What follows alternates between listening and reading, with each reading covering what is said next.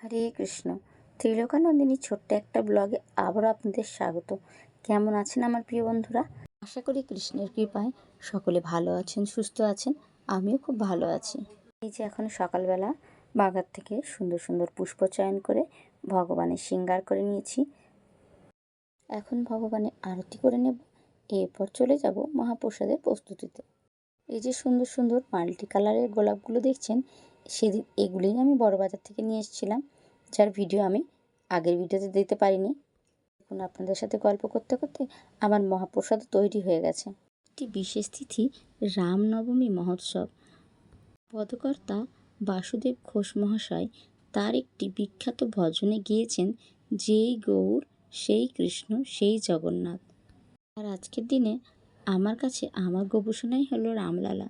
আজকে দুপুরে রাজভোগ মহাপ্রসাদে আমি বানিয়েছি অন্ন, আমডাল, ডালের বড়া, যুক্তিফুল আলু মাখা, সজনা ডাঁটা আলু বড়ি দিয়ে তরকারি আর পটল ভাজা। ছিল শশা, জল, তুলসী পত্র দিয়ে আমার প্রিয় লাডলি গপুকে ভোগ নিবেদন করলাম এবং সেই প্রসাদ আপনাদের আমি দর্শন করালাম। আপনারাও মানসে এই প্রসাদ গ্রহণ করুন। এখন প্রসাদ পেয়ে দুপুরবেলা প্রহ্লাদকে পড়াতে হবে, কারণ সামনে প্রহ্লাদের পরীক্ষা। আর এই যে এখন সন্ধ্যাবেলা আমি ভগবানের সন্ধ্যা আরতি করে নিচ্ছি। এই দুদিন যা গরম পড়েছে, বিকেল না হতে হতে সমস্ত ফুল শুকিয়ে যায়। সকালের ফুলগুলো সব সরিয়ে দিয়েছি। সে যাই হোক, আর কি করা যাবে, প্রকৃতির সমস্ত অবস্থার সাথে আমাদের মানিয়ে নিতে হবে। আজ রাতে ভগবানের জন্য বিশেষ এক প্রসাদ বানাবো, চলুন আপনাদের দেখিয়ে দিই। সে রাতে স্পেশাল এই পাওভাজি বানালাম ভগবানের জন্য। ফুলকপি মটরশুঁটি ছাড়া কিভাবে এত সুন্দর পাওভাজি বানানো যায়, তাও এত সুস্বাদু, সেটার রেসিপি আমি সম্পূর্ণটা আপনাদেরকে শেয়ার করে দেব। এখানে দিয়েছি জুলিয়ান করা কিছু শসা, একটু চাট মশলা দিয়ে, এক টুকরো লেবু আর পাওভাজি।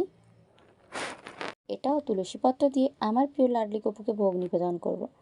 এই ছিল আজকে আমার সারাদিনের ছোট্ট একটি ব্লগ। আপনাদের কেমন লাগলো প্লিজ আমাকে কমেন্টে লিখে জানাবেন। আর যদি একটুও ভালো লেগে থাকে ভিডিওতে একটা লাইক দিতে ভুলবেন না। তাহলে এ পর্যন্ত বন্ধুরা, আপনারা সবাই ভালো থাকুন, সুস্থ থাকুন, এই প্রার্থনাই করি। জোরে সবার কাছে একটাই নিবেদন, আপনারাও চেষ্টা করুন একটু একটু করে ভগবানের জন্য এভাবে প্রসাদ বানাতে। ভগবান গীতার নবম অধ্যায় 26 নম্বর শ্লোকে অর্জুনকে বলেছেন, যৎকরস্যসি যদস্নাসি যজুষসি দদাসি যত্তপস্যাসি কৌন্তেয় তৎকুরুষ্ব মদর্পণম। যার বঙ্গ অনুবাদ, হে কৌন্তেয়, তুমি যা অনুষ্ঠান করো, যা আহার করো, যা হোম করো, যা দান করো এবং যে তপস্যাই করো, সেই সমস্তই আমাকে সমর্পণ করো। আমাদের সকলেরই কর্তব্য ভগবানের সেই বাণী নির্দেশ মেনে চলা। হরে কৃষ্ণ।